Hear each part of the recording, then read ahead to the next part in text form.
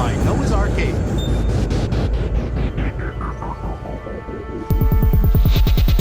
Hot to you.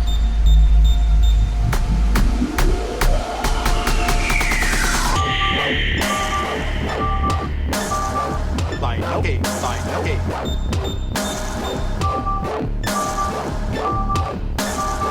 By Noah's Arcade.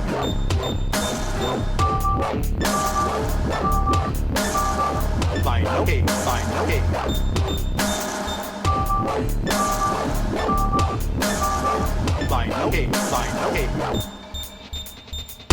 Hello, Phil. Hey, Stefan, how you doing? I'm tired Why are we tired? because it's been 4 days of walking and playing And- video games Walking. and drinking Monster. And how much Monster?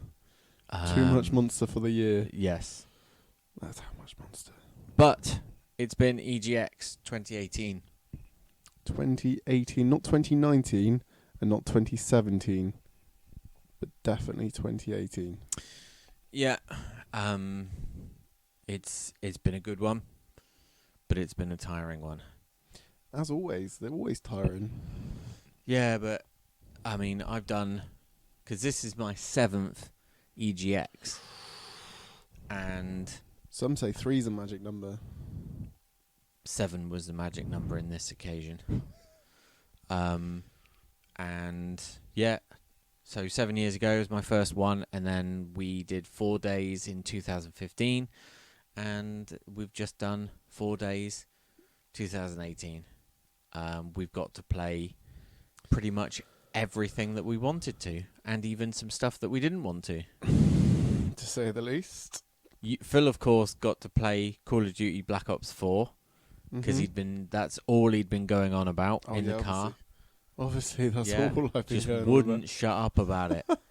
Stefan, can we go and play Black Ops 4 now? Yeah, that's like, exact- Phil, That's exactly what I sound like. just no. That's literally how I sound every day of my life. Black Ops 4 now, please. Wow, I didn't realise I sounded that high pitched. You do, especially when you're going on about Black Ops 4. I think it brings out the inner kid in everyone. Yes, It really does. because even when we were just playing a nice friendly game, he's over there shouting and cussing and Who, me? yeah, Was I? threatening to sleep with people's parents. Oh, yeah. And then he played Call of Duty. Oh, we should really introduce ourselves. Who are you over there? I on that am High Stefanition. bed? And I am Monkey Man Phil. Yes, and this will be part 2 of our Vanderhoff and Co. EGX coverage. It will be. When it goes up online. Yeah, we've got some interviews We do. to come. Get excited. Get rigid. Get frigid. Get swifty. What time is it? Anyway. Okay. What do you mean, what time is it? It's Swifty time. Oh, is it swifty time, is it? Or it was hammer time when we were playing Oh, God. Surgeon Simulator. Hammer time. Unfortunately, I thought that was Drill Simulator. it was, the second game was Drill Simulator. I think the Drugged first up, drugged up Drill Simulator. game. Yeah, we played Surgeon Simulator on the Switch, We did. which I've played Surgeon Simulator before, and I thought it was better before because I didn't like the Switch. I didn't like the motion controls. It didn't seem very cooperative in terms of like how how it worked. Yeah. Like, I think I've seen people play it on like PC and I've seen people play it on PS4. It looks like it's a little bit easier. I'm guessing by that that is a of no. Well, it's the controls. They're not meant to be easy, are they? No, but the motion controls just weren't responsive. It That's just why. it it didn't make any sense. I don't know. It's been a while since but it was fun nonetheless. It was Surgeon Simulator. It was Surgeon Simulator. What game did we play? Surgeon Simulator. Yes. And what else did we play, Phil? Right, let me load up the book of knowledge to do. Book of Knowledge. Book of knowledge. Right. So, day 2. Yep. Day 2. We visited Tom Clancy's The Division 2. First thing in the morning. We did. We did. It was good. It was enjoyable. It was over quite quick. Short demo.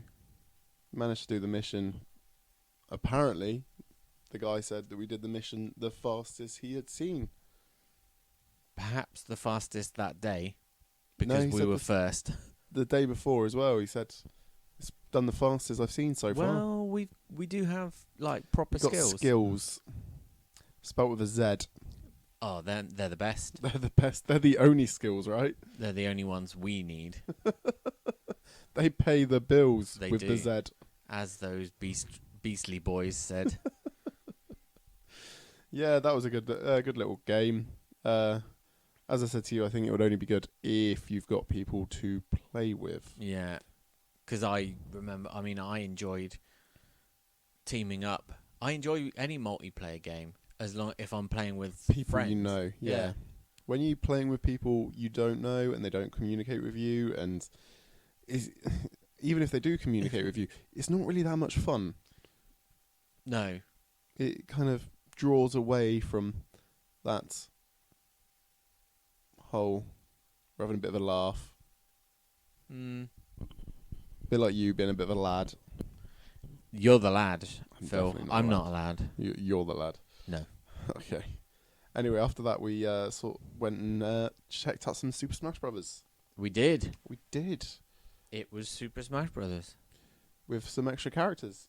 Yeah. We didn't. There was only one in Two. two in the demo. Who Two. were in the ones in the demo? The ones that I played as both times. So I played as Splatoon. Yep. Inkling. Inkling. And I played as Ridley. Riddler? The Riddler. Yeah, I played as the Riddler. It's DC versus Smash Bros. No, what's his name from Metroid? Ripley. Is it Ripley? Ridley. Ridley. The Ridley, yes, Ridley. Sigourney Weaver's in it as well. All of the Ripley. time. She comes on, get away from her, you bitch! And then she, her final smash, she comes out in that robot suit. Just in the grabs lift you. armor, Yeah. lifts you and flings you out an airlock. I'm going to set up a petition, Sigourney Weaver for Smash. All these people that want Waluigi in it, Get No. him out of here. get him out of here. It's all about Sigourney Weaver. Sigourney Weaver is the way forward. Yeah. But until they announce a story mode, Smash is not on my radar this year. It's fair. I probably will pick it up, but the problem with Smash, it always keeps its value. I Well, just... I say that as a problem. It's also quite a good thing that it does keep its value. Like a lot of Nintendo games do, which is usually a good sign. So when you buy it, you probably only, like, even if you trade it in 2 years later, you're still probably only losing like £8 or something. True, but I barely played anything of... excuse me. Anything of Smash on Wii U. To be honest, the only reason I had it was because when people come around and play it, it wasn't really a game that I would have to go, oh, this will be amazing fun. Ooh. Ooh. Ooh. Yeah, this will be amazing. So much fun. But it's more just to chill out with when you got some co-op couch fun. Ah, yes. I wondered what you were trying to say then. I was trying to say the whole When thing. you're going in to one chill go. out when you've got some Coke. You just rack up a few lines and do some rails and then play Smash. Coked out of your face. Smash it right into the wall. Oh man, I'm smashed. Right, get the Wii U on. Wii U? Yeah, Wii U? yeah, Oh, I suppose I had the Wii U. yeah. Okay. Yeah, I know where you're going. I was thinking about getting the Switch version, but Well, the Switch version isn't out yet, so this let's get the particular Wii U. that particular little skit wouldn't have worked. It wouldn't have. It Well, wouldn't have. It might have worked in the future, when the game is obviously out, but not right now. No. What did we play next? We played a game that was based on 1996?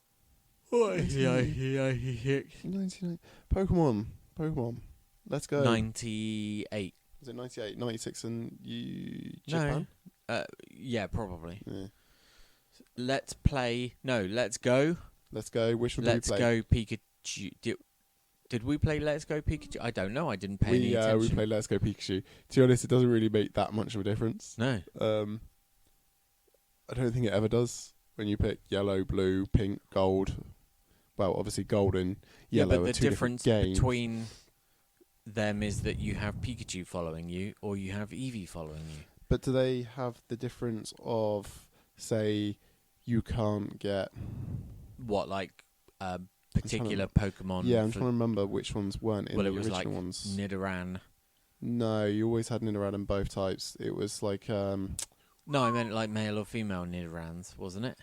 Yeah, but they were both in both types. I think it was like Growlithe. I think Growlithe wasn't in one of them. I don't know. I've not read. It's a long time. No, I don't know on this one if they do have anything that you can exchange with each other. It looks really nice, It but looks it looks too simplified. it feels too simplified, definitely. The throwing mechanic's nice, but it simplifies it too much. It's nice to a degree. I don't like the idea of catching Pokemon without having to weaken them first. Which is the whole point of the game from get-go. Day one, weaken a Pokemon, you capture it. Now you can throw a ball and not have to weaken it. It is weird. It almost feels like a step back, but we'll have to... Wait and see, I suppose. Yeah. Like, I don't think it's something that I will personally buy. It's not day one for me. For me, rather. Yeah. But I might wait to see what reviews say. See if they do any updates in the future. It's probably Yeah. the best shout. But it certainly isn't. I'm glad that I've played it today because I was on the fence. Today? Was it today? No. 2 days ago. 2 days ago. It's blurry. Yeah, it is blurry. It's a bit So like yeah. my mum on the after party. Blurry. Yeah. Can't remember it. No. Then after that, we then moved across and went and played some Super Mario Party. Some Super Mario Party. His mic is off. Some Super Mario Party, we you played say? some Super Mario Party. That was all right. It's what you kind of expect from Super Mario Yeah, Party. I won't. I've got nothing against the series. The only drawback is that I haven't really got any friends. So You've got friends. It's just having friends over, which is a lot easier thanks, said Phil. than done. I feel better about that myself now. Thank you. To be honest, everyone struggles to get friends over. I'm nodding. Nodding. For those listening. I was nodding. you Sorry, I've hear got me? a cup of coffee. Yeah. I You only can hear wasn't me talking nodding. because I've got a cup of coffee in my hand. Do you know what? No, never mind. Never mind. Right, we should go to an interview. Are we going to an interview? Yes. Go on then, Stefan. What interview are you conducting over there while I'm not engrossed in game? This is an interview with Ricardo from Camel 101 and the game Those Who Remain. They remain. They do. When they remain. So we go down to the show floor, hand over. No, we don't do this joke in that one, so Not in this one. wouldn't make any sense. Not in that one. So, oi, Stefan, down there on the show floor, what you doing?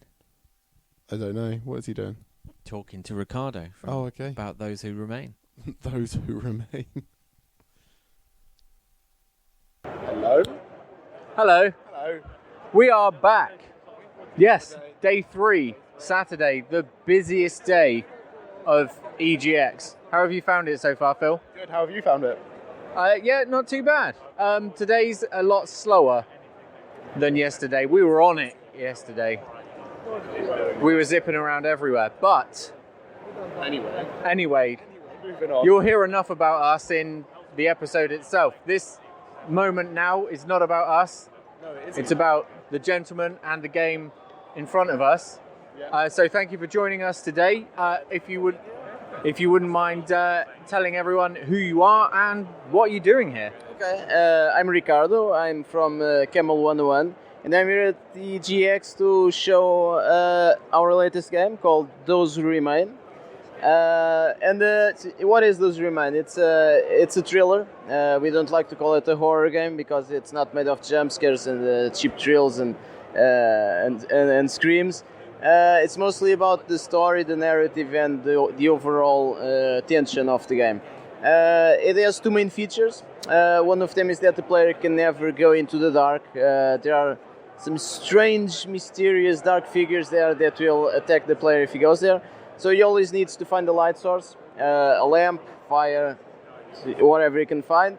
And the other feature is that the player can travel to a mirror version of our own world, where everything's similar but different.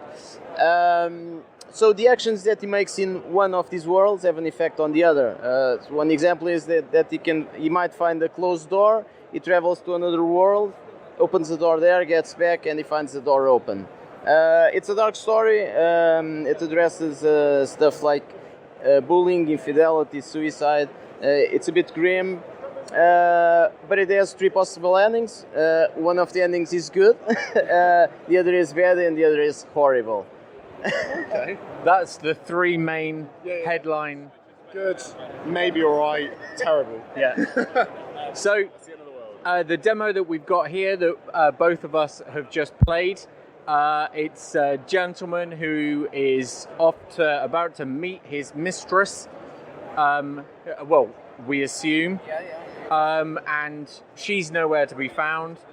And then his car gets taken. Do we follow this particular gentleman through the rest of the game? Are there other characters who we take control of? So the main story is about the main character that is coming to meet his mistress. He's got a dark past that will unravel as the story progresses. Soon he meets some more characters that are tied together to the backstory of the town. And then all backstories will blend together and everything will unravel in the end. But the game is about this main character, yeah. So it's very dark, very atmospheric.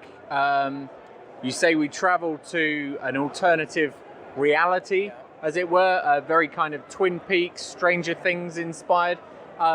Is that the feel that that Those Who Remain is looking for? And what other inspirations can we kind of get? Yeah. I would say the biggest inspirations for this game were actually movies and not really other games. 2 of the biggest are in fact Twin Peaks and Stranger Things. I could also mention a few Stephen King novels. There's a bit of even The Mist, to name a few just. But yeah, there's a lot of horror and fantasy here blended together from different authors and media.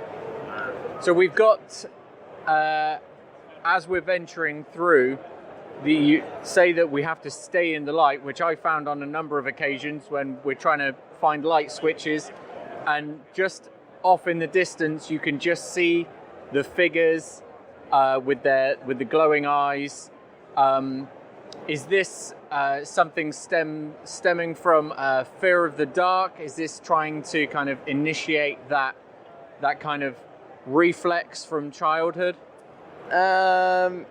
It wasn't, but I can see the comparison.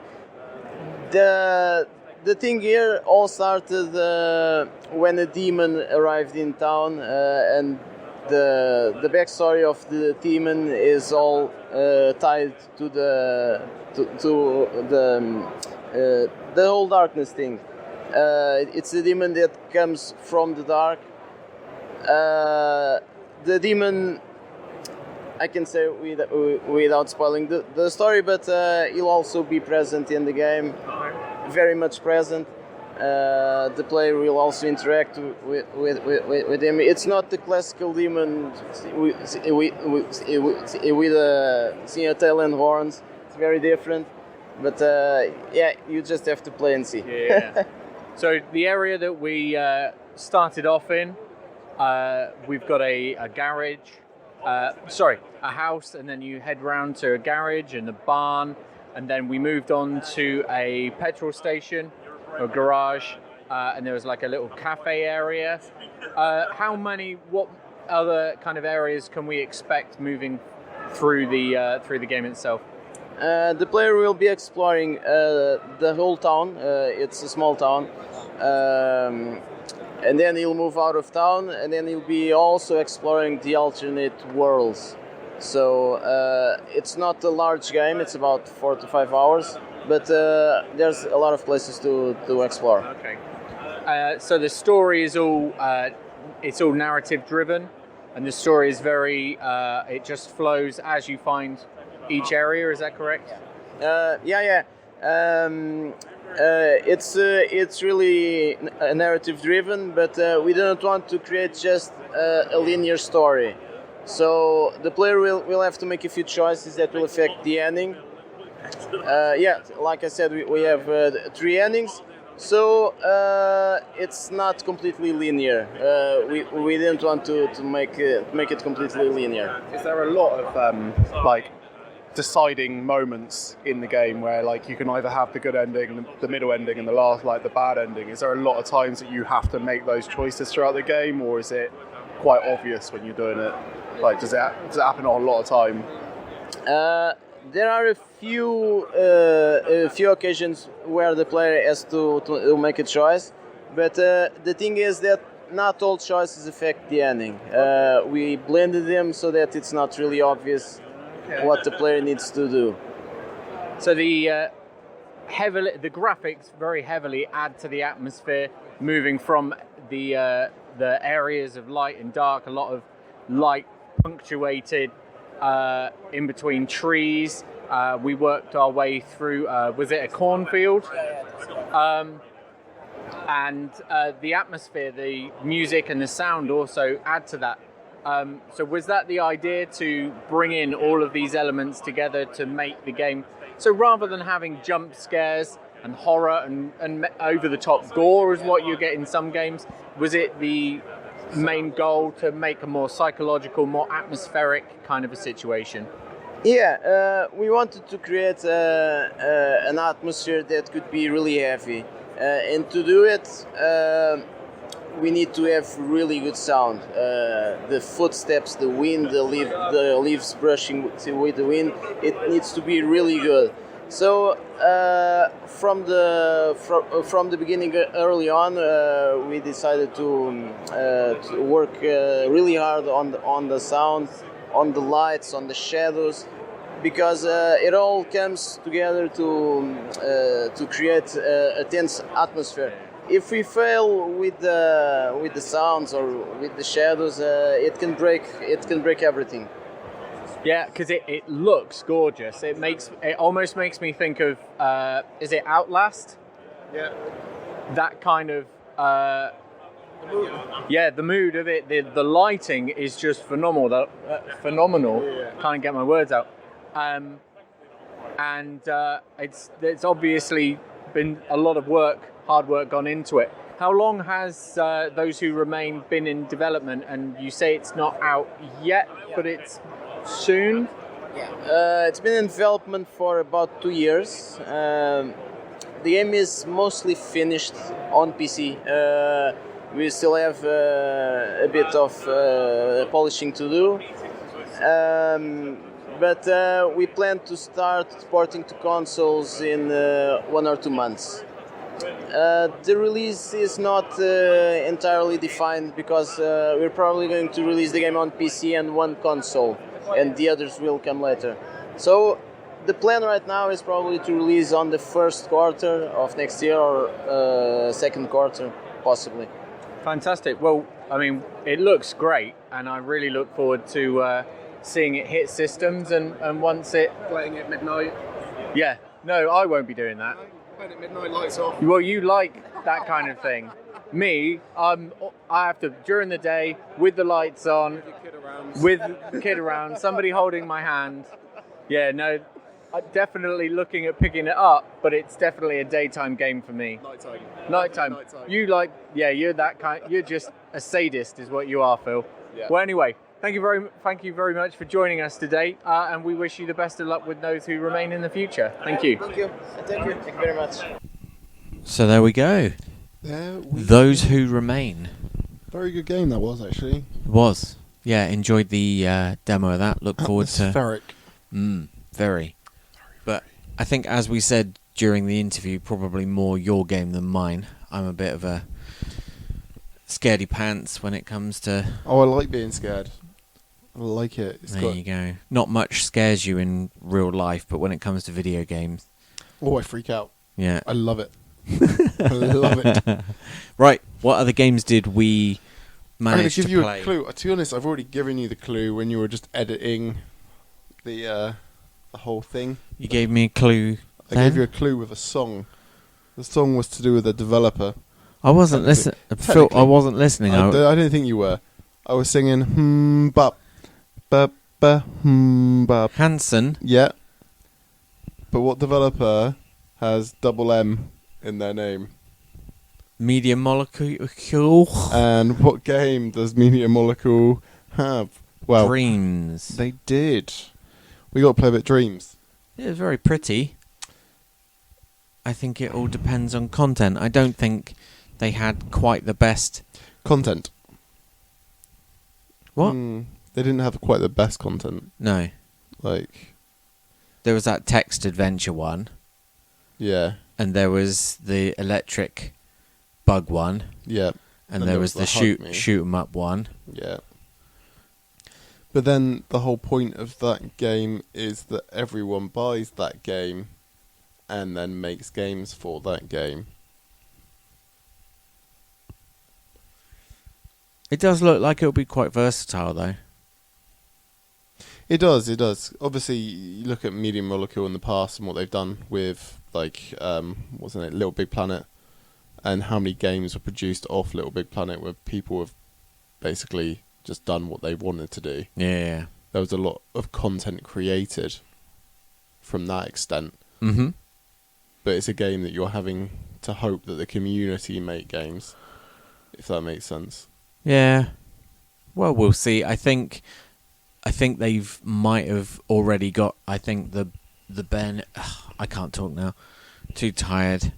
I think that they might have contacted the higher, more popular people who might have created for Little Big Planet. Might be a shout. So all of the content that's on there now is stuff made by these people as a kind of a kickstart. Kick it up. Yeah. Get some. We'll have to find out about that. Find But didn't out. they say there's a beta coming soon? I think they did say that, actually. Not too sure. It was alright. But rather than... Right, let's not go through the list how in the order. Okay. So we'll just... Another Sony thing is we went on the VR today, didn't we? We did. We went on 2 different games on the VR. Unfortunately for me, I didn't get to go on the one that I really wanted to go on. Blood and Truth. Yeah. But what VR title did you get to play today, earlier than I got to play? It was Beat Saber. Beat Saber. Like Star Wars meets Guitar Hero. Meets Watch That Wall. Yeah. Yeah. Yeah, that was good. It got quite hectic, and especially as their move controllers weren't responding properly, so it kept Were they making... not? No. Sometimes, like, they'd go out of sync, and it would be facing in a completely different direction. And I'm like, oh, come on. Come on. Hate it when it does that. Come on. When Not it simple. drifts. Oh, yeah. You can't control it as well as you would hope. Yeah. Happens with a lot of that sort of thing. I've noticed it's happened a couple of times when I've been trying to play Super Hot VR. Super Hot VR looks good. It is. Mm. Very, very sweaty, though, because you're having to Duck and cover. duck and cover and... Were you getting sweaty with your Beat Sticks, Beat Saber? No, No? no. Quite. Doesn't look chilled, I'll admit. It does not look chilled. It's not. But I wasn't... Moving as much as you do in No, not as much as I do in Super Hot. Super Hot. I need a wide area around me. Because I With no knock kids or things wife around. No kids or wife, because they'll end up Getting beaten beat and bruised. sabered up. Yeah, getting beat sabered up. Thrashed within an inch of their life. Please don't, Daddy. No, stop. We played Kingdom Hearts 3. You didn't ask me what game I played on VR. We don't care about what you, game Phil. Let's just played move on. VR. They don't come here to listen to you. Anyway, Oh, well, go on then, if you insist. What did you play in VR, I Phil? played Wipeout in Oh, VR. okay. Can we move on? Yeah, you can do it if you want. No, how was... No, it's fine. We're moving on. Because you said you were expecting to be a bit... I was expecting to feel a little bit queasy, to Yeah. say the least. Because obviously the speed of Wipeout is always quite fast. And it did look grainy as soon as I went on my... Like, it doesn't... For some reason, like, other PlayStation VR that I've played in the past looks a lot smoother. It looked a little bit grainy. It does depend on the game. Yeah. Yeah, I know exactly what you mean. But It's not, like, terrible, but you can see pixels, if that makes sense. Like, Yeah, you can yeah. actually see individual pixels, whereas some actually look very smooth and polished. Well, you generally... It depends on how much the game has to be doing. Yeah. Because you... obviously, the higher the resolution, the lower the frame rate you're going to... Well, be seeing. And you'll be able to you'll be able to see everything a lot clearer. Yeah. And if you don't have... You either have to have, like, next to no movement, or you have to have it as smooth as possible, otherwise. So you've got to... There's always got to be a balance One for the between... other. Yeah. There were balance between good and evil, you know. But yeah, it was I was expecting to say, as I said, I was expecting to feel sick through it. And I don't think, even on some of the difficult tracks that I was playing on, I didn't feel that bad. I just felt annoyed that I was making silly mistakes. Oh, okay. But yeah, it wasn't excuse me. terrible. It wouldn't be a reason to pick up the VR, like, just for Wipeout. But then there are I other like games. the Wipeout games, but I'm not very good at them, so... I was enjoying it, don't get me wrong. The first two games, I won both of them. And then the third game, I think I got to fourth, and they were like, sorry, mate, you got to call it quits. And I didn't get to finish it. Oh. It happens. It happens. 15 minutes of fun ends so quickly. Tell me about it, girls. 15 minutes. VR-wise, VR-wise, yeah. we also played They Suspect Nothing. What don't they expect? No, they suspect. No, what don't they expect? Well, they're not expecting anything. Oh. It's What, because they're listening to our show? Well, yeah. Sorry, guys. That was good. On the Oculus Go. That was a lot I knew nothing about it, the Oculus Go, Yeah, no, I had no idea. and it was, for what it is, it's really good. Yeah, the Like- resolution was incredible for... A handheld VR unit. Yeah. Never seen anything so cool. So yeah, if out there anybody was considering an Oculus for their, but they didn't have a PC capable, Oculus Go. Oculus Go, wow. I wouldn't want to hesitate on the price. Oh 'cause yeah, no, I've got that's- no idea of what the price is like. And the sound What's it- was like directional. Oh, was it? Yeah, I don't know if I could hear. Like, I struggled to hear anything when I was playing it. It wasn't. But then obviously we're on a show floor oh yeah, true. full of tons of people, screaming kids, getting excited about seeing Call of Duty And Fortnite, and Fortnite. but What's that game? Sorry, I don't know anything about it. fork knife. Fork Knife. Is But- that free already? Yeah, God Almighty. Though I did play Battlegrounds, PUBG. PUBG. My very first game of PUBG, 8th in solos. Thank and you how many very people much. did you kill? How I many tell you people what, did you kill? it's not about the killing. It's about the survival. So I didn't need to kill anyone. How many people did you kill? How many people did you see on the screen? I saw one. And what happened when you saw that one? He killed me. But You came 8th. I came, mate. You're in Thank the you top very 10. much. I was top 10. Top My 10 very first game. and 0 kills. It's not about the kills, Phil. True. Um, Well, it is when you get down to first and second. I was only determined because he said, "Oh, if you win, you get an extra." It was a £20 voucher for Really? something or another. I yeah, did yeah, not hear that. yeah. If I knew that, Because I would've- thought, oh, the goodie bags underneath are obviously just for playing. Yeah.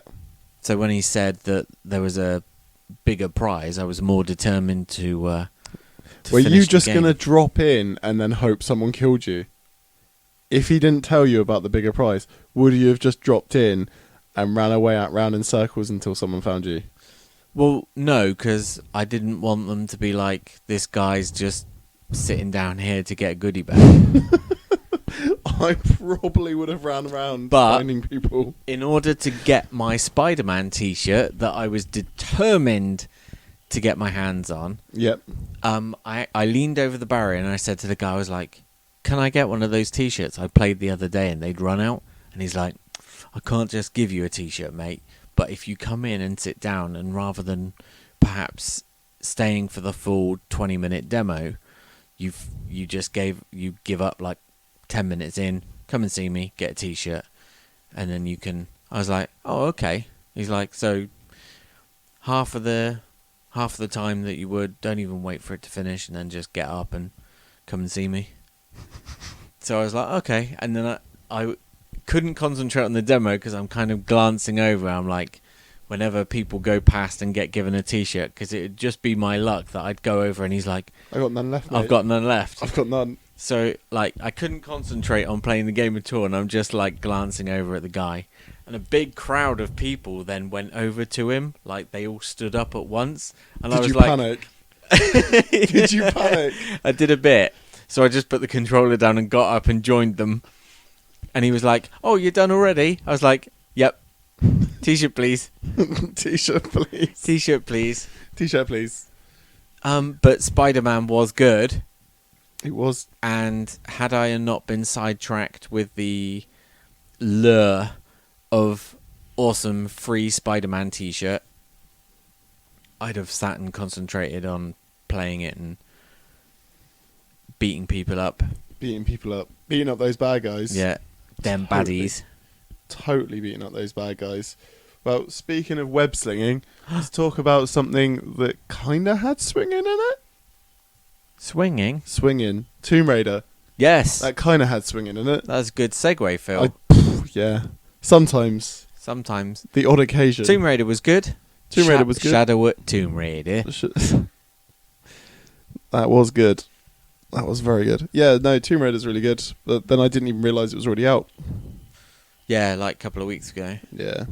And yeah, I will be getting Tomb Raider, Just not just yet. not yet. There's too many games. Because there is also Fist of the North Star coming out next month. Which I got to play. I played a bit, but I'd already played the Japanese demo. Oh, had you? Yours. Okay. It's good. It is good.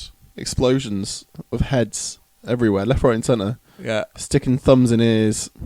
Yeah. I had no idea what Fist of the North Star was until playing that.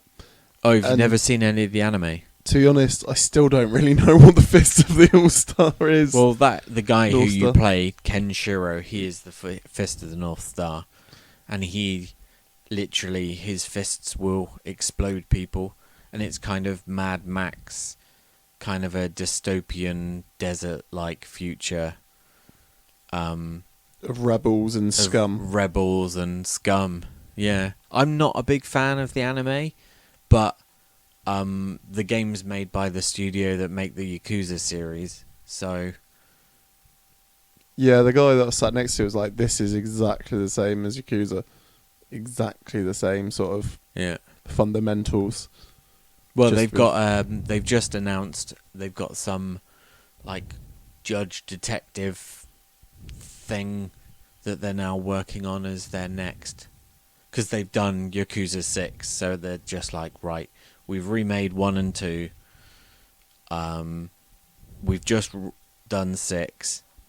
We're going to do a different game now. Although they are doing HD remakes of Yakuza's 3 and 4. And maybe 5. And Oh, 1. and maybe 5 as well, yeah. I Well- wouldn't mind if they did a HD remake of what was it called? Yakuza Dead Souls, I think. And it was like a zombie spin-off. Oh, I think I saw that. It was HD alright. remakes are massive nowadays, aren't they? Yeah. Just think, you've had Crash Bandicoot. Yeah. You've had Yakuza. Yeah. You've had Last Guardian. Yeah. And what's this year? Last Guardian, you mean Shadow Colossus? Shadow Colossus. And what's this year? What's this year? Would it be Spyro the Dragon? It is. Well It done, is. Phil. You're I'm 2 on for it. 2. You are on it, sir. Yeah, Spyro was good. Spyro was exactly as I remember it, and this is going to be me being big kiddish, but it literally felt exactly the same, even down to the graphics in my head, if that makes sense. From when I was a kid, when I played it, it graphically felt the same. I know that's going to sound really weird and really obscure, but Well, because, looking back at the time, you Yeah. were like, wow, these it's graphics. how I envision it now. Yeah. From what I remember, like from, what was it, 20 odd years since it was first made? Yeah, something like Probably 22. I'd say 90. Was it 96 or 98 that came out? that. Probably 98. It wasn't. Let's have a gander. But, I'm not the biggest Spyro fan. But the controversial. Yeah. But I did enjoy the demo. I loved the animation and the scenery. It looked stunning, and the controls were really smooth, and 98. was 98. 98, yeah. So it's literally been, it's like 20 years. 20 isn't it? years. 20 years to the year. 20 Yes, years to the that's year. exactly it. Yeah. 20 years ago. So I would have been like 9 years old. I'd have been 16? Yeah, Yeah, was I right? 17. That's close. No, I'd have been 18. Sorry. Oh, you'd have been When am 18? I? Yeah. Because we're September, aren't we? Yeah. Yeah. Oh my god, feeling old. Feeling Anyway, wise. speaking of things that are old, Oh. We're going to go Ooh. segue moments. Segue moments. Things Dunno. that are really old, Yeah, go on. like Stonehenge, I know where this is going. and Diddle-da, diddle-da, isn't it diddle-da. funny how Stonehenge is is one of the locations In which title? in the game The Bradwell Conspiracy. Was it Bradwell Segue. Conspiracy? Yes, yeah. Yeah, yeah. It's Bradwell Conspiracy, something Stonehenge, I think it was called. I want to have a quick look now. Yeah, and we interviewed Holly and George, Oh no, just the Bradwell Conspiracy. who are two of the devs on the team behind this game. So yeah, we'll hand over to the interview. It's day 3, and we are back. We're actually press lounging it, and I've got a cup of coffee going on. Phil hasn't. He's opted to just engross himself in the game. So yes, we have 2 guests with us this time.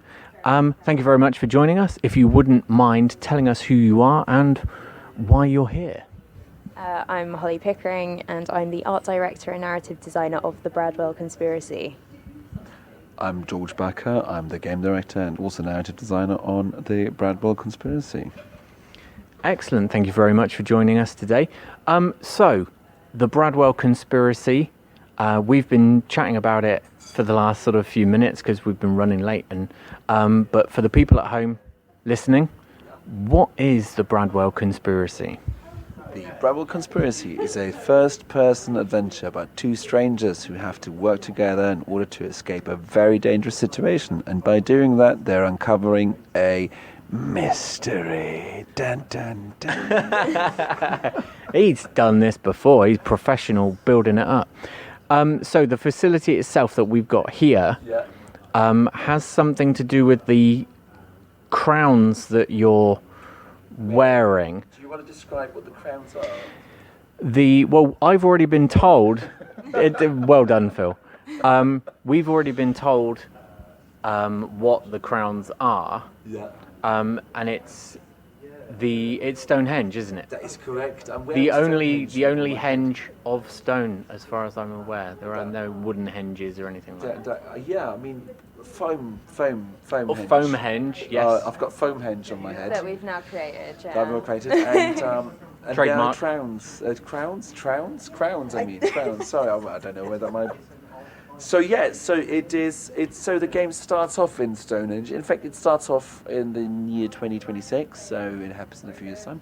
At that time, there will be the new Stonehenge Museum. And why is the new Stonehenge Museum? That I can quickly explain as well, because the government right now considers to divert the A303 that passes by Stonehenge at the moment. That is a real thing, and they're thinking about digging a tunnel to alleviate the traffic. So that is in the real world, and we just took that idea a little bit further and went like, what is if that really happens? What is if when they do that digging thing, they discover like an undiscovered until that point cave system, and then what is if the Stonehenge gets in danger of like collapsing, and what is if a very nice company called Bradwell Electronics with Bradwell Foundation steps in and says, don't worry, we're here, we're going to fix this up, we're going to build a new museum, we're going to secure the site, and we're going to just have a new museum there. And then the player then starts off regaining consciousness a couple of years after the museum opened,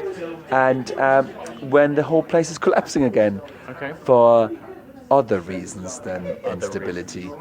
And so that's where the player starts off, and then there is obviously more to that, to those caves and what Bradwell did in those caves, which you will find out very quickly. So it's the name of the company was Bradwell Electronics. Bradwell Electronics, and they've got this facility underneath Stonehenge, which, as to the player, their intentions are unknown. Yes. But you find yourself in this situation where it's collapsing. it's is the story told as you're progressing through? Is it a case of via pick-up items, or is there things activated? Almost, I want to say, kind of Portal-esque, where you'll enter an area and things will come to life as you enter, recognizing that there is a presence. It's far more organic than that. I think it's like the two mechanics that we have is we've got one which is all about communication, which is where instead of you talking to the other character, the other stranger, which you can't because you've got your voice is screwed over by all the smoke, you take photos. So you take photos of the environment. You've got like these smart glass-like devices in the game, and you take photos. You send it to Amber, who's the other person who's you trying to get out of this facility. So the only way, so you just send her photos, and she will, respond to that, and she will tell you, like, can you figure out this? Can you go and send me a photo of that? Or you can be like, hey, Amber, what do you know about this? Well, not that you say that, you just send her a photo. And so that's one of the mechanics. The other one is what Phil is, I think, experiencing right now is he experiencing it right now? I don't know where he is in the game. So I'm just looking. I think he's checking on whether or not that plant needs watering. Oh, he's not well. Yes, he's not quite there yet. But anyway, the other mechanic is all about 3D printing. So you've got this portable 3D printer where you can instantly print and reclaim objects from the world. Okay. And combined with this and the photo mechanic, you and Amber organically then try to get out of that facility, and then obviously that's always much easier than said than done. That is what Holly said. Yeah, exactly. I think I might have to take Holly. You need to take over. I need to help Phil. Okay, sure. Do you have any more questions? Oh yes, sorry. So what the facility itself is starting to is coming down, is collapsing. Do we know the reason for this, or is this? Is this all happening as we're woken up, and we're woken up by the facility starting to deteriorate? Yeah, well, it's important to distinguish the thing that's initially collapsed was the museum that's above, which is obviously a public-facing place. So the idea is you were just like a visitor here at this place. Like you're completely innocent of any of these things, and just being thrown into this situation that you definitely weren't expecting. Whereas Amber is actually an employee of this facility, so she was on her way trying to get out.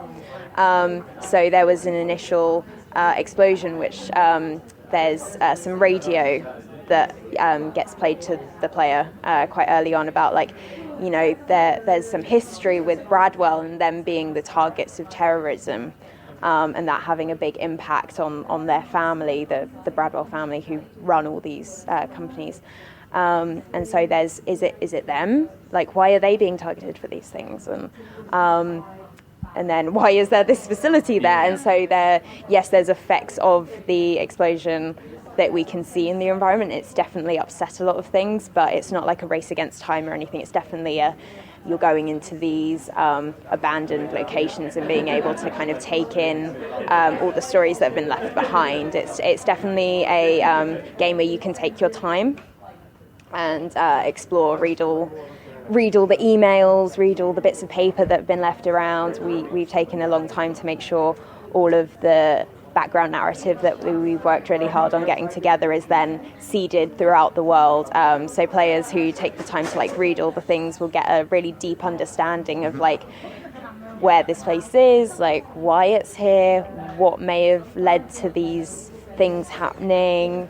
And we'll come away with a really deep understanding of the world. And players who go through and are less interested in those things will have this exciting adventure with Amber, which is akin to a kind of Spielberg sort of film, where it's kind of it's got drama, it's got humour, and is very accessible as a story to everyone. Was something that we really wanted to key in on, I would say. Because horror games have been done quite a bit now, and we were we all love them, but it's we wanted to try to do something different. Sorry? Oh, sorry. She was Holly was waving at me. I was what did I do wrong now? Hi. Hi. Yes, so, yeah. Yes.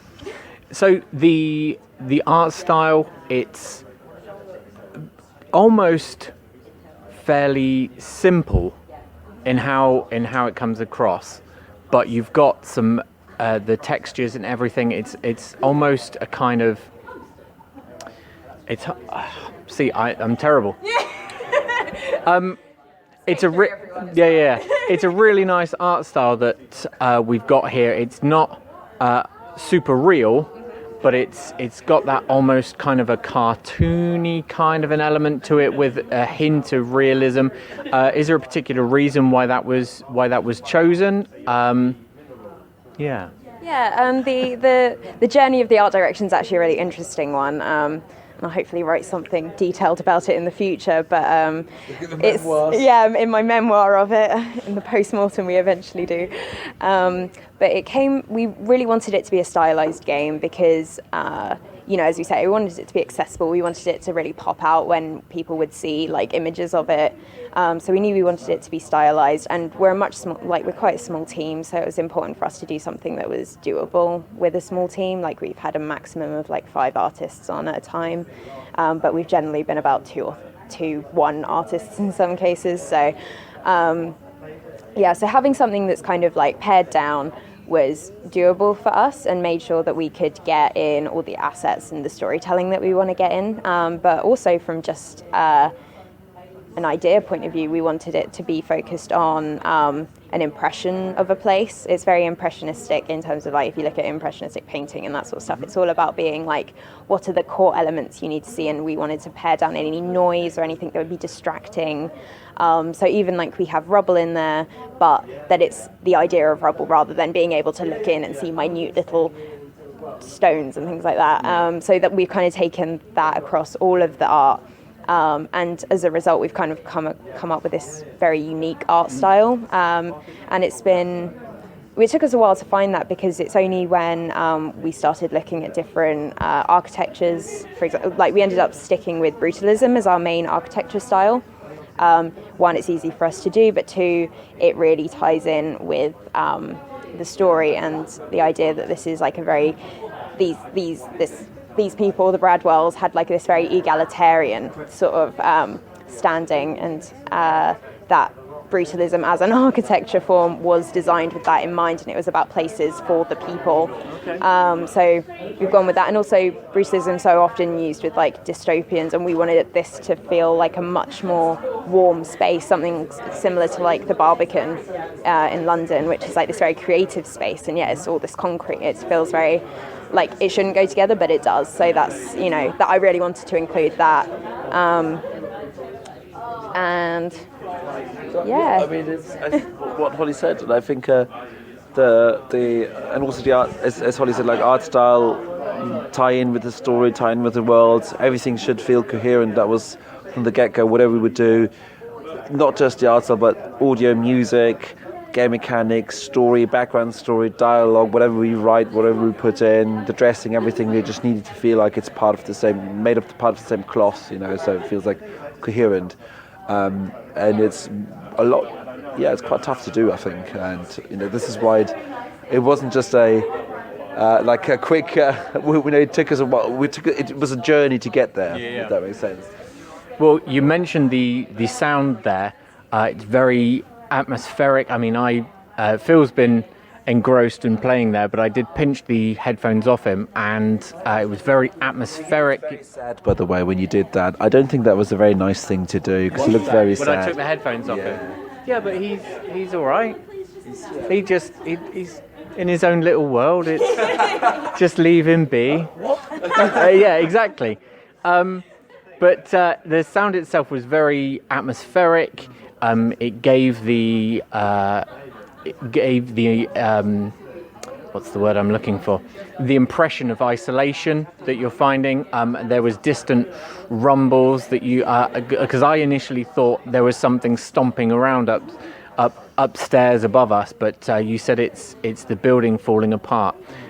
So was that all part of the package that the direction that the audio wanted to take was to bring all of this together? Yeah, we got a sound designer. We have actually 2 sound designers. In the beginning, we handed it over. There was one sound designer who kind of like set their set a lot of that up as well, and then he had to go and do another project, and then we had Ali come in as well. But they were like met friends, so they knew each other. So but very much so that for me, audio is very important. Like I've done audio production in the past as well in games, and I don't have an audio background as such. I'm not like an audio technician or whatever, but it's just like I got involved with the production of it, and it's a lot of people don't realise how important it is or how much you can do with it. So for me, it was always important to get an audio person on fairly early on. I think and they loved the idea of the game, and it's also important to find the right people. So in this case, it was like a perfect fit because Ali totally understood what we wanted to do, and understood what the art style was and everything else, and just totally ran with it. And and it's like it's because all the people working on it, it's like a collaboration. That's what we call it. That's kind of like, because the way this game is made is it's like we all kind of like our own agents. We're all like freelancers. And there's a production company called A Brave Plan. Happens to be sort of like I kind of like created this production company so I could make projects and find the right people for the projects and work with them together. Because what I didn't want to do is like have one fixed studio and just shove in projects and get them out. It was like who's the best person for the project, sort of like thing. And that's how we've been working. And and that we were able to get great people because of that as well. And it really feels like a collaboration between people and their passions, and otherwise, you wouldn't probably. It would be very tough to get something that's that feels so coherent together for for the team size that we have. Yeah. To jump in something about the audio as well, just to we also have Austin Wintry doing our music, and there's been a lot of cross-pollination between like the sound design and the music, because we always wanted the music to be part of the world, and for it to have a sense of that it was there for a reason. And so they've worked really closely together on making sure when the sound design would sing and when the music would sing, sounds odd. But yeah, so that they've worked together really closely on that, and the feeling of isolation, and that the sound design really comes to a forefront, because this is a place where people were but are not. So it's all quite static, and it's really the sound design and the music that really brings the atmosphere of the place. That's fantastic. It's you say it's only a maximum of about 5 of you who've been working on the game. Well, sorry to jump in here. So it's we've been about 20, 25 total, but 5 at a time. Sort of like thing, right? But we if we needed some lighting specialists, we got in some lighting specialists. If we needed some, with the art team as well, depending on how much art we needed at any given point. We've had people who've been like. The art team has been growing and shrinking depending on, or for example, level design is a great one. We've once Holly and I figured out what we wanted to do with the different chapters, where they should, where the locations should be and how the locations should look like. We worked with a level designer who just it's a really great level designer. He just happened to be between projects, and he was like the perfect fit, and he was building us those levels, the prototype. Gave us a couple of months of his time to put together the levels and a couple of iterations, and then we were like, brilliant, that's brilliant. Now we can walk through the world, and so it's been like, and it's interesting as well from a game development point of view, because we started off with this very small prototype. 3 people only built that prototype, 2014 and until about January, February 2015, so we had a really good idea of what the game was at that point. And then it took us a while, but then we took the time to work out the mechanics, how they work, to work on the art style. So we had like a period where we had more artists, and we knew what we wanted. So we created what we call a vertical slice, which is a playable section of that game. And then we needed to kind of like do the rest for the rest of the game. So we needed, with the art team and some of the team shrank again whilst we figured out all that stuff. And then at the end we like got more artists again, because we now needed to dress the place and whatnot. So it was a really dynamic, a really good way of working, because that way you could just focus on the job that's ahead, rather than about worrying about everyone. Has everyone got work to be doing, all that sort of thing, because you're like, if you're here you're definitely needed, all that sort of stuff. And everybody loved working that way, because we're all freelancers, so for them that was like, that's what we do anyway. We do, and we totally understand. So it's been So you've been sort of diverting resources as and when has been needed, and you say it's been about 3.5 years. I think it depends. We started official development 3.5 years ago, October 2014. I think it was November, or October. Yes, it's nearly 4 years. Nearly 4 years. In this We're case, in the middle of September now. but I mean, I've been working on this sort of like trying to put this together since beginning of 2014, so even longer than that, right? But obviously it takes time to get the funding and all that stuff together. So yes, it's been a while, but and we've been quiet along this while. So like for that amount of time, not that many people knew what we were doing, and it was really sad that you couldn't tell people. Everybody was like, I've worked on 2 games whilst you are still working on that project that you can't name. And you say you're about 80% now. What kind of a time frame are you looking at for version 1?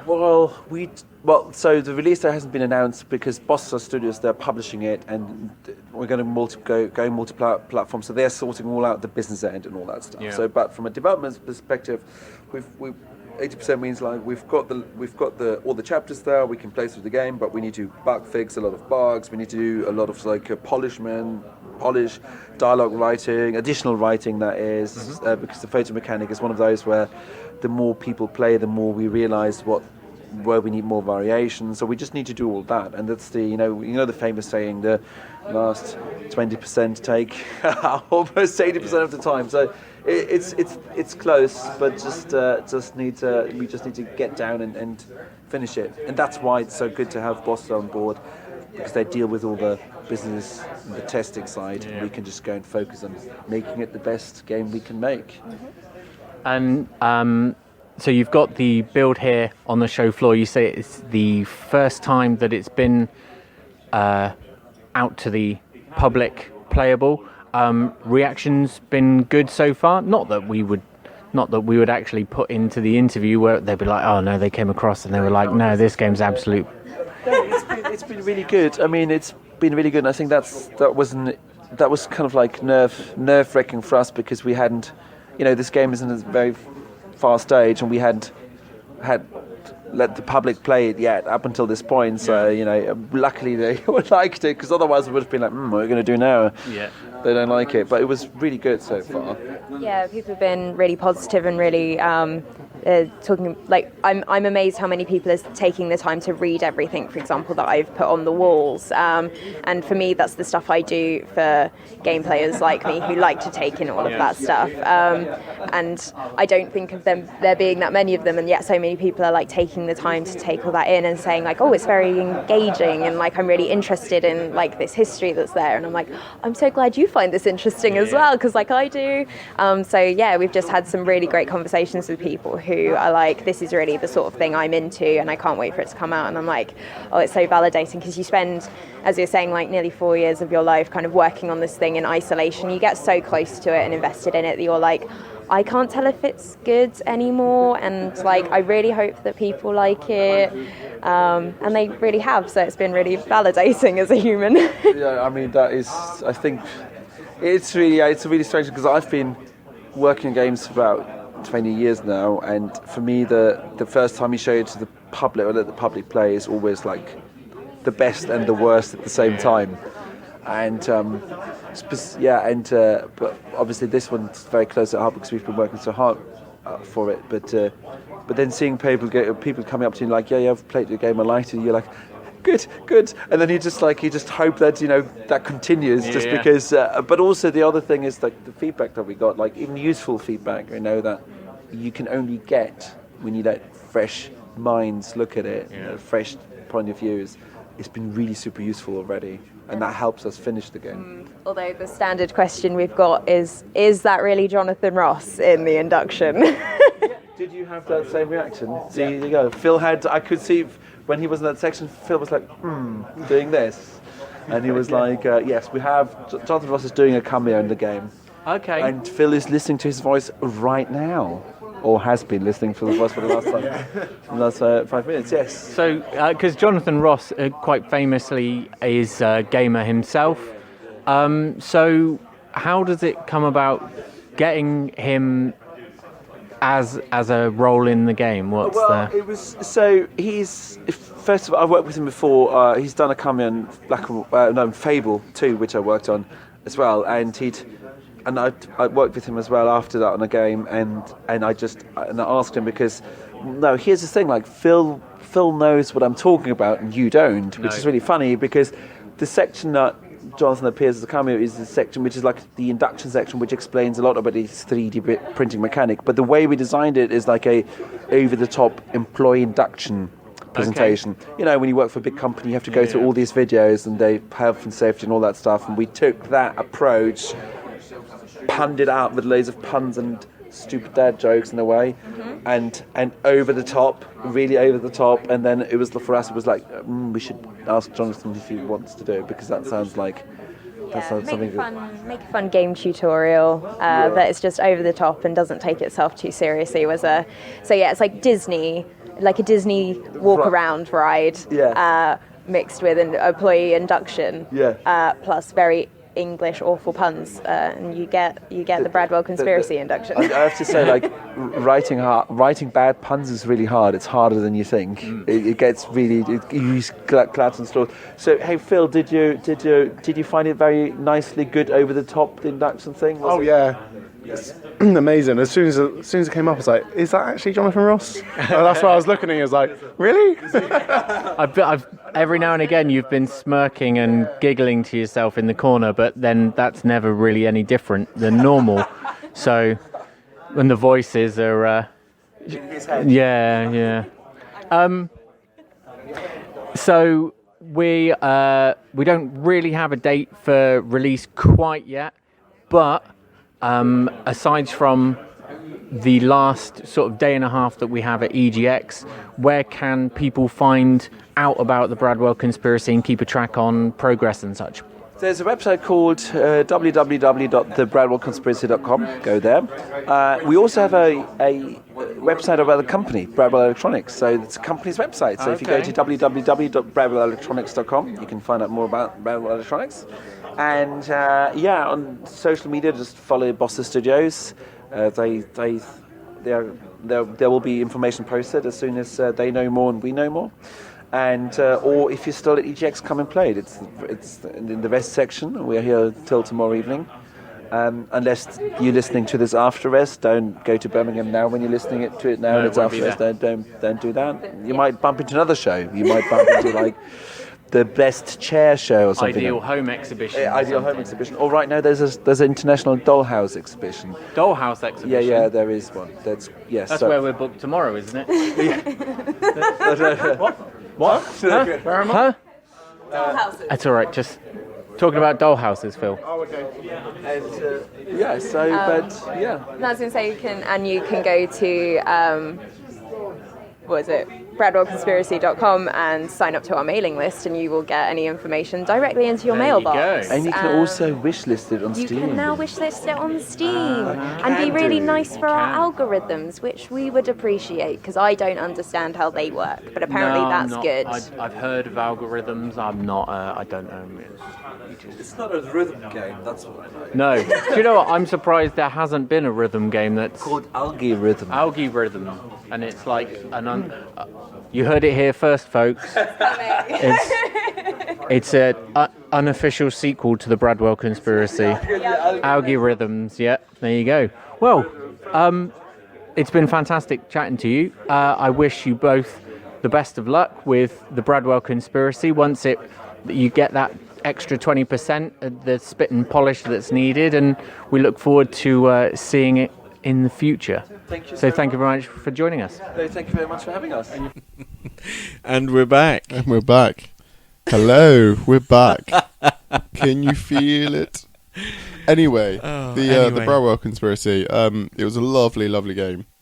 Yes, I saw it. Portalish and Portal mixed with what's that name of that blooming Home? Oh, I can't remember what it's called. Home. No, it's not Home, but it's like a Gmod game.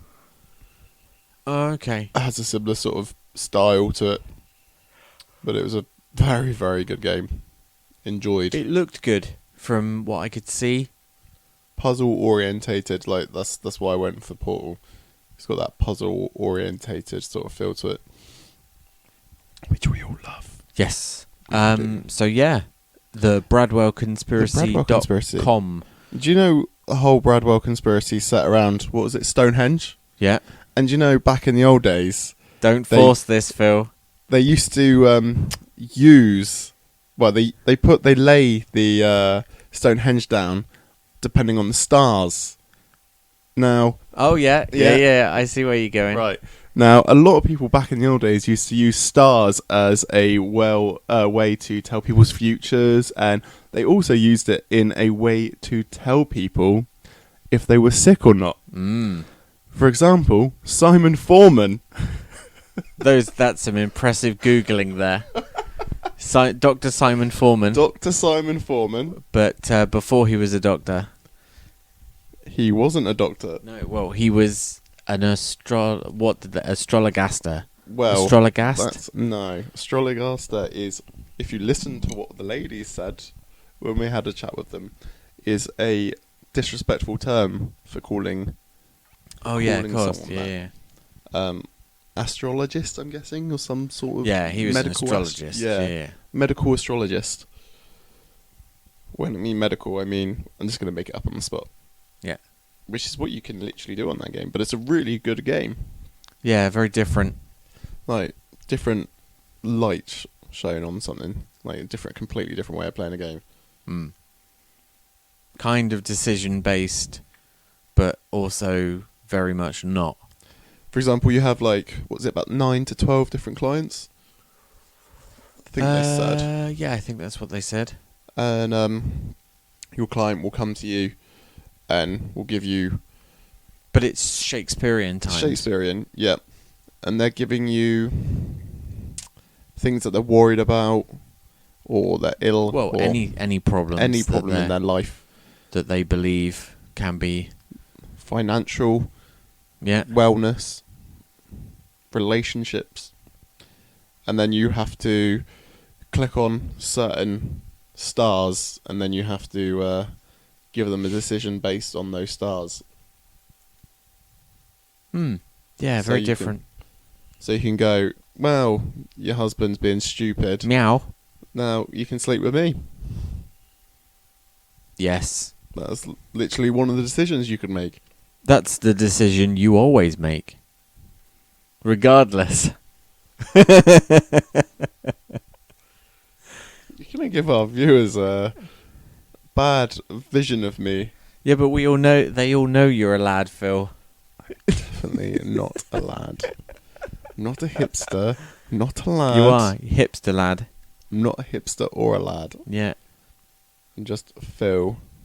Just Phil. Just Phil. Just. Anyway, can you make a segue from that? Can you make a segue to any game from that? I'm sure you can, but I don't know if we've already spoke about this game. If not, I've got an idea. What did we play? We played Just wanna see. Metro, I wouldn't have used that but one. that I wouldn't wanna have see. made... Metro was all right. If we've already spoke about it, then we might We struggle. played... what was that? Already spoke about this one that I was thinking of. What were you thinking of? Starlink. Starlink. Yeah, no, we've already spoken about Starlink. Actually, I know exactly where you can go with it. We Go- played Travis Strikes Again. I'll give you a clue. I'm gonna show Stefan a picture and see if he gets it, and see if he can figure out where to go from it. Destiny. Yeah, but we played Destiny. Oh no, we didn't play Destiny the first day, did we? No. Anyway, you've just given away the clue and the answer. What are you on about? I was trying to get you to link from Astrologlaster to the next game and do this whole endless one to another. No, I'm too tired to realise what you're doing there. I'm going to try and keep it going because I'm enjoying it. Well, there is a link in there, but because Destiny's like in space and stars are in space, so yeah. Well, that's the quickest and easiest way to segue that one. I'm laying it out there. Just laying it On Front right out Street. in front of you. Yeah, Destiny 2's Destiny 2. Just another game. Yeah, I only did it for the t-shirts. The many, many t-shirts. I'm wearing one now. You are. Look. You are, quite literally.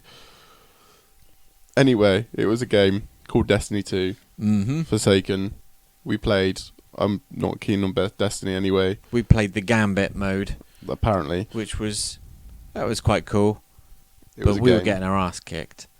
It was a game. Yeah, and then I played again today and did a strike with some guys, and we managed to finish it.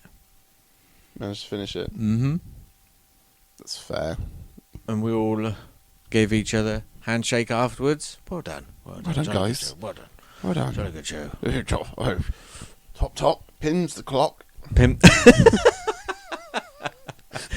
Pim's a clock. Pim's the clock. Is that what you say when you're having one of your soirees? What? Pim's the clock. Pim's a clock. Pim's the clock. Just as Pim's a clock. Pim's a clock. Is Ebenezer good? Pim's a clock. Anyway. Destiny was alright. It's what you expect from a Destiny game. But moving forward, Destiny has planets on it. Yes, it does. This is going to You're be gonna a hurt terrible yourself. segue. You're gonna hurt yourself, Phil. This is a terrible segue. People Do you know aren't what? going to want to hear segues ever again. They probably already don't. But Destiny has planets on it. Yes. And with different aliens all over the place. Yeah. Can't really do it. You look like you should be. Do you know what other game had tons of planets, probably, and tons of different aliens and robots and things like that in it? Beacon. Beacon. Yes. Beacon. Yes, but we haven't got the interview for I'm that. not going to go off the interview. I was just trying to segue. Okay. Because Yeah, we can talk no, about that is- Beacon. That was. Beacon. It was a good sort of top-down shooter. I've got the next RPG. segue. Ooh. Oh, I'm Already. interested. This is going to be a lot better. But yes, we did play Beacon. we did have had an interview. but the sound, so we're going to have to try and Talk to them. reschedule. Oh, see, we always lose one interview. Always. Always. No matter what it is, it's always one. Yeah. And unfortunately, this one is Beacon. Because last year, or I think the year before, was Mechazoo. Oh, yeah. So, yes, Beacon it's a roguelite, not Yes. a roguelike. Roguelite. And you're a clone. You're one individual from get-go, and then as you... Who has been cloning himself Yeah, over and over and over and over and over. but you get different DNA strands that you can combine to make your character change. For example, when you were playing it, you had a big spiky head, but when I played it and I put my DNA strands in, my head turned into just lights, and I didn't have another arm. Oh. But I was really fast. Oh, wow, okay. Like, my whole right arm's gone, and I could only carry single-handed pistols and stuff. But I was insanely fast. Oh, wow, okay. So it does completely change the game. Ah. And, yeah, you're basically going around, like, killing aliens and stuff. Rats and robots. Rats and robots. They're the Another main- game that was at EGX this year that included robots Yeah. and robots at the end of the world Yeah. when everywhere's flooded, Yeah. and he's trying to find what's going on. Yeah. Is our next game, and we interviewed Neru from Causeway, and he's got the magnetic harpoon. He has got the magnetic harpoon. So yeah. Here's Nero. Hi folks, it's day 2 and it's Stefan back on the show floor. And Phil is with me, but he is engrossed. He's been spending most of his weekend so far, and it's only Friday, engrossed in the games whilst I'm interviewing. So we do have another guest. He'll probably join us in a minute, otherwise we've lost him. He's away. So we've got another guest with us now, talking about their game that they have on the show floor, EGX 2018. Sir, thank you for joining us. If you wouldn't mind introducing yourself and why are you here? Yeah, so my name's Niru, and the game I'm showing off here is Causeway, which is a title I've been working on for about 7 months. It's a tactical adventure roguelike, which is a thing I've made up because the game's quite odd. It's a mix of quite a few things, and I haven't got a good acronym for it yet. So that's about as close as we can get. So we've got Causeway. It's a robot, and he's got a magnetic harpoon, from what I gathered. So what's the gist? Why is there a robot? Why is there barren land? And why does he have a magnetic harpoon? What a great series of questions. Yes, Allow me to address them. So you, at the beginning of the game, get pulled out of the water. You've been under for quite a while, and the world is kind of, as you say, it's barren, it's pretty unrecognizable, it's very flooded. And early on you start to meet some characters, and you realise quite quickly the humans have gone, no one knows where, no one knows why, and they're all a bit concerned about it. But you've kind of missed all this while you've been under the water. The magnetic harpoon is a tool that is left with you by a stranger, and it allows you to essentially pull big chunks of the earth up to the water surface, so you can connect up all the disparate islands and all of the kind of various areas and sort of build a platform for the robots that are left to kind of have a little civilization on. And maybe over the course of that, do find out what did happen to all the humans and unlock the mysteries of what's been going on while you've been under the water.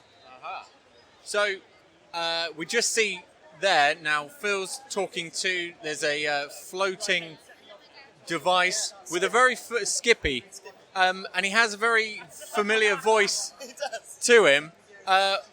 So what is Skippy? Yeah. And why does he sound so familiar? Great question. Well, Skippy's voiced by the greatest voice actor I could afford at the time with my very small budget, so that would be me. I am in the game. When I said it was a solo developer, I really meant it. I'm going in. And Skippy is a character that you meet very early on, who brings a little bit of levity to this dark world.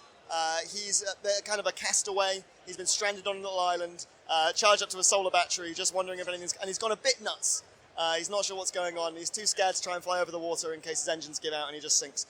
So when you meet him, he's an opportunistic little fella, and he considers this his kind of golden ticket out. And sort of over the course of the game, you guys build up a little bit of a rapport, and he kind of helps you maybe unlock all of these mysteries. Well done for second place.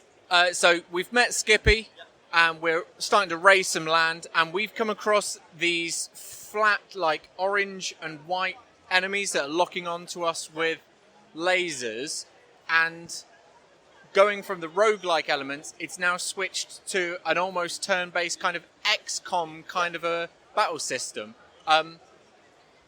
Where does an idea come from to smash these two kind of genres together? Sure. So, I mean, if you look at the kind of design of the world being based on the Giant's Causeway, lends itself to this kind of grid-based hexagonal tactical environment. And I did feel that if you're going to be building the world around you, the most sort of the gameplay that lends itself most to environmental combat to me was always that tactical top-down turn-based XCOM style. Your positioning is so important, the environment is so important, and it seemed a kind of a clever marriage to make it so that if you're going to be designing the space around you, the way in which that can be most meaningful is if the combat that takes place really hinges on the environmental advantages you can have. But the actual inspiration didn't come, as much as I play XCOM to death, the inspiration didn't come from XCOM at all. There's a little indie game called Starseed Pilgrim, came out years ago, to very little furore, and that game kind of had you building the world around you as you went and trying to unlock puzzles. And then the other inspiration was Terraria. In Terraria, the way that the bosses work is you summon them in, and they're so powerful you don't stand a chance. So you're kind of always encouraged on YouTube or whatever to build an arena to fight them in. And I just thought, what a cool idea that you have the agency in your hand to make that fight easier by being smart in advance. And I just thought that's such a cool thing. Why don't we take that forward and make that the entire gameplay mechanic? That the fights are very much merciless unless you can be smart enough to build an area that you can navigate, that you can use environmental advantages. That's basically where it all came from. So I was talking to one of your, I'd say colleague, but you say you're a single. He's my marketing guy. Yeah, oh, he's your marketing guy. And he was saying something about it being all procedurally generated. Yes. Is there a particular reason behind that you wanted? Well, I'll let you. Sure. So I love a good roguelike. I love a good procedural world, but I also recognise that procedural worlds come with a lot of hang-ups, being that they're not developer designed. A lot of the time, the algorithm is going to make something that's just so much less interesting than a human would. But what the kind of compromise here is that a human is making it, that human is you. There are kind of disparate procedural islands which have procedural upgrades and kind of a random path of, oh, I didn't know, okay, I can discover this avenue, I can discover this avenue. But the majority of the setting is player-driven. I didn't make it, you made it. Yeah, a computer didn't make it, you made it. And that way you can kind of turn what would be these kind of small procedural spaces into interesting design spaces just by sort of thinking ahead and wondering what would happen if I did this and this and this. And a lot of the time you'll die, a lot of the time it won't work, but the times that you don't die and it does work, you're going to be the person that made that happen, not the random roll of a dice. So, I mean, what we're seeing here, I'm guessing this is the opening, the starting area.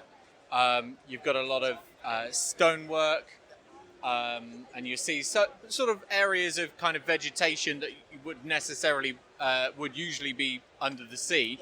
As we proceed through, what other kind of areas are we going to see? I mean, a lot of stuff you say is underwater. Are we going to see other forms of vegetation? Do we move on to what kind of worlds are we to expect? Sure. So everything you're dredging up has been under the sea for some time, and it's typically a bit like you were saying. There's some coral, for example. There's vegetation that's kind of grown over that area. But you will find as you bring up some of these chunks that some of the things that were there hold some kind of mysterious interest and give you some of the clues as to what's happened to humanity. And as well as that, there are islands that haven't yet sunk, and some of those have structures on them, information on them, and kind of methods of sort of environmental storytelling, I guess, if I'm going to be a developer about it, that will start to give away something of what's happened. Some of the areas that you find that you haven't dredged up are very different looking than the kind of spaces that you've pulled up yourself, and hopefully from that you can start to piece together what did happen here. So as we're moving forward, we find we've got a couple of actions to start with in the battle system, where you can dash, which I guess is your standard movement, and then you've got your upswing. As our character, sorry, I don't think I've actually asked. What's the robot's name? Does he have an? Oh, you'll find out in time. Oh, okay. Aha. So the character himself, who you play as you keep going, does he gain new moves? Does he? Yeah. Sure. So part of the procedural element as well is there are, and you can find some in the demo, there are little black boxes. And these black boxes, when unlocked, essentially are the ejected cores of other robots that have passed into the water. And that contains some of their data, which allows you to access some of the things they were able to do earlier on. So those black boxes typically contain new abilities or new passive upgrades. And that is completely procedural, a la something like your Binding of Isaac.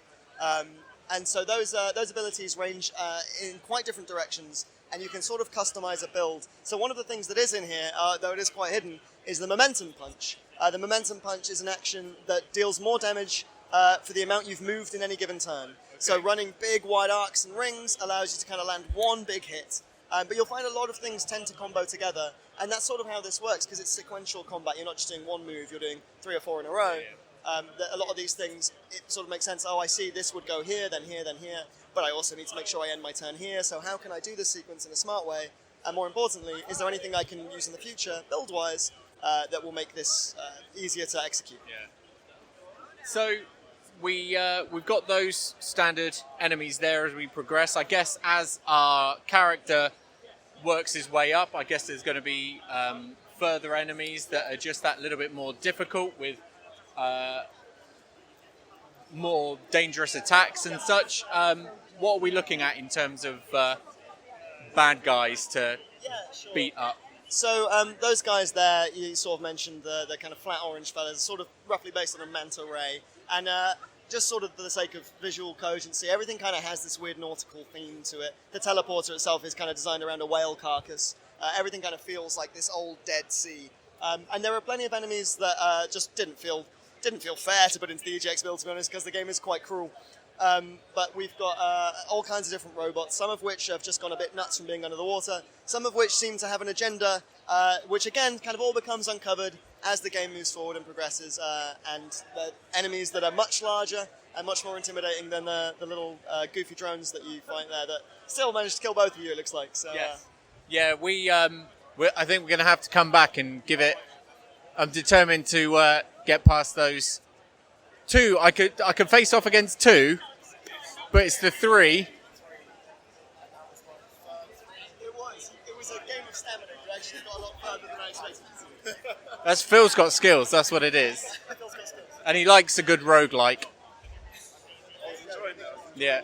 So you're saying you get you pick up the black boxes as you go through. Are those permanent upgrades that you can switch around, or is it a case of once you die, you drop that, and along the way you've got sort of the temporary ones, or are those black boxes always dropped and you have to... So it's as you might suspect with a roguelike, those are kind of per run, but they're quite liberally handed out. They're just varied enough that your build will always feel a little different and your playstyle will always have a nuance to it. That said, the hub area that you start in, as you build out there, all those changes are permanent. So the characters you meet, the space that you build in the hub stays, and you might be able to unlock things from within the hub world that are sort of permanent fixtures and changes and minor upgrades to your character, though for the most part these are a narrative or just allowing you more options, affording you more things you can go and find in the world. Because each run is supposed to kind of have its own flavour. And as you guys saw, you can die quite easily. So sometimes it helps to be able to take a different tack into the next run. Fantastic. So you said before that this has been about 7 months so far, and it's just you. So the music as well, I was going to... Let me credit my music and my sound design fairly. The development of the code and the art was me. But I had a brilliant help from my sound designer and my composer. Who've been absolutely beautiful on this, and I think the game sounds incredible. That's not something I've done, with the exception of Skippy's voice. That is my contribution to the sound. So we've had 7 months down so far.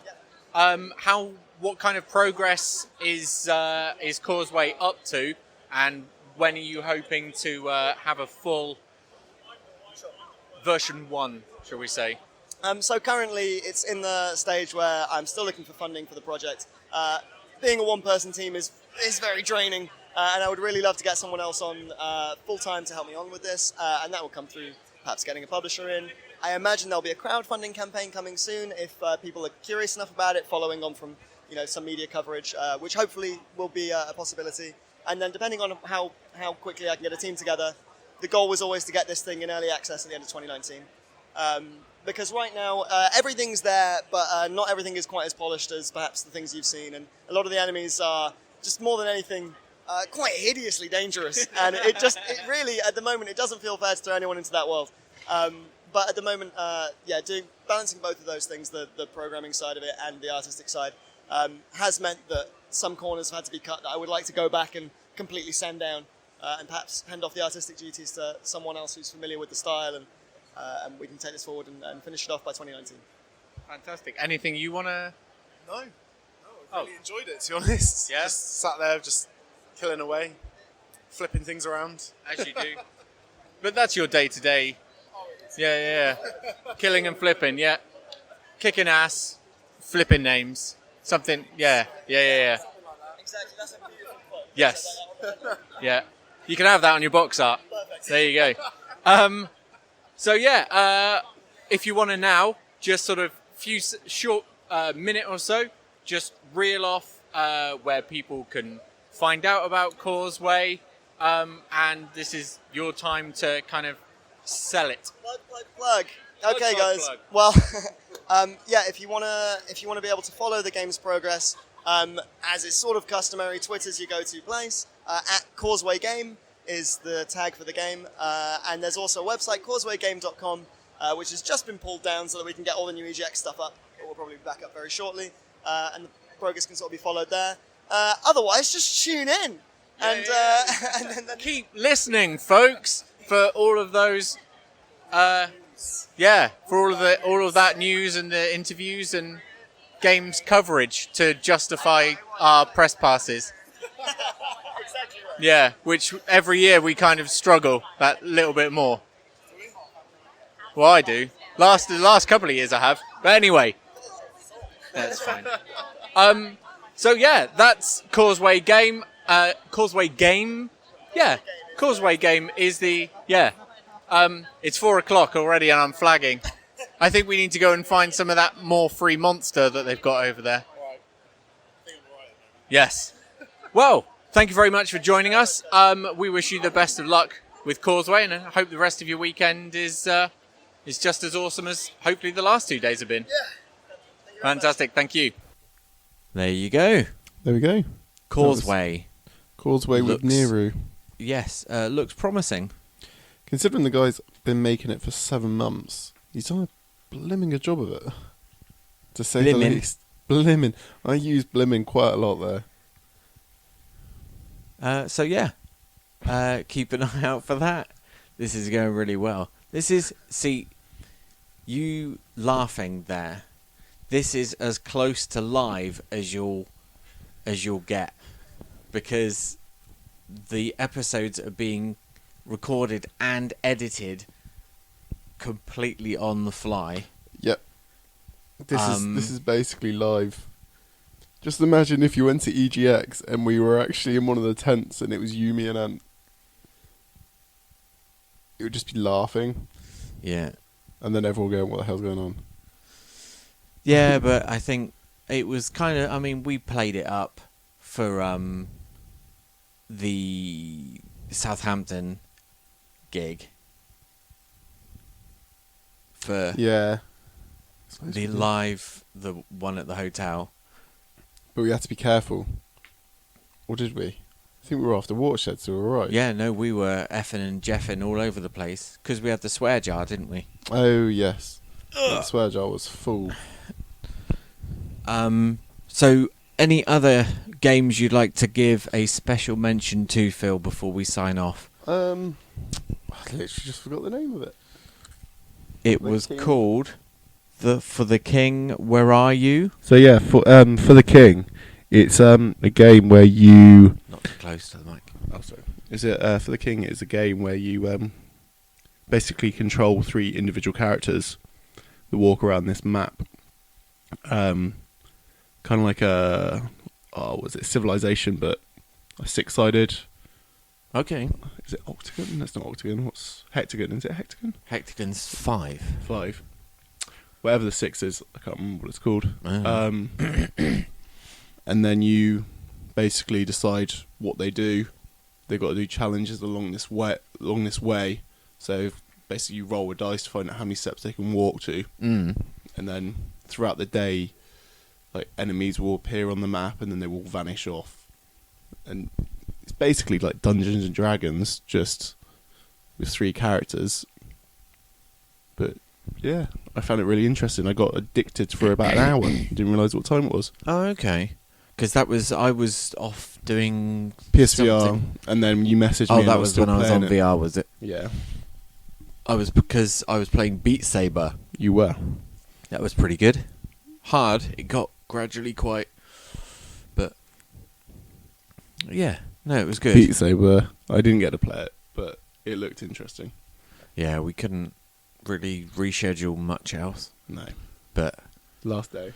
Yeah, if we'd have spoken to... Kim? Was it I Kim? think it was Kim. Yeah. The Sony PR girl? Yeah. Yeah, if we'd have spoken to her earlier, we might have been able to get a couple more bits in, but it didn't help that I forgot the piece of paper with her name written on it. Well, you got the name right. Well, yeah, true. So, but yes, we're that's it for this episode. I think we are done with the interviews, and we are done for today. There's still a few games that I don't think we spoke about properly, but you'll probably hear it in the upcoming episode. So stay tuned for your next nearest Vanderhoff and Co episode. Yeah, hopefully not too long. We'll be back in Dorset, back on the home turf tomorrow. Well, I was going to say, just sort of in the next week or so, we'll try and get together Oh, I see what you mean. with Antoine, Antonio. So, yes. We'll see you soon. Thank you for listening. Hope you've enjoyed it. Peace out. Yeah. Going on our website, noahsarcadeuk.com, and Facebook and Twitter and Instagram. And yeah. And Bebo. What's Bebo? And MySpace. Oh, is it like one of the older ones, is it? Oh. Yeah. Any more? Not that I can think of. I remember MySpace. Not Bebo. It sounds familiar, but Not Habbo Hotel. I don't know. I have no idea what that is. Is that an old social media thing? Yeah. Like, what was that? IQ? No, IK? I don't know that It was one. like a messenger thing. Well, you had MSN, but Habbo Hotel was a game, but you just all used to hang out in a room together with your mates and go, oh, you bought that furniture, did you, with a text message? Yep. Yeah, it wasn't great. Oh, okay. Terrible. Okay. Fair enough. It was a bit like, what's that penguin game? Club Penguin. Yeah, it's a bit like that, just free. Oh, okay. Well, there you go. Learn something new every day. It happens. But yes, it's time for Us to sleep. go. Do you know where we need to go? To bed. To sleep. For the king, where are you? Oh, shut up, Phil. No. Thank you for listening, folks. I've been you. High Definition. I've been Monkey Man Phil. Bye-bye. Bye. Bye-bye-bye.